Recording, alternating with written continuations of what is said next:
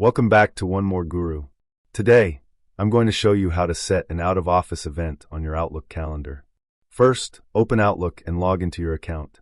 Once you're in, head over to the Calendar section. From there, click on New Event to create an out-of-office entry. Now fill in the details. If you're only going to be away for a few hours, you can select a specific time range. For example, set the start time to 1 p.m. and adjust the end time to 4 p.m. You can do this by typing the times in or by dragging the event on the calendar. If you'll be out all day, simply turn on the All Day option. Next, make sure the correct date is selected. After that, choose the out-of-office status so Outlook knows you're unavailable during that time.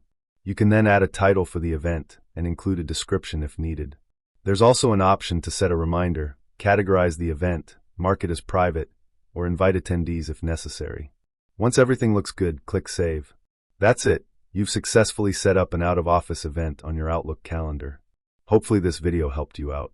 If it did, don't forget to like and subscribe for more helpful tips from One More Guru. Thanks for watching.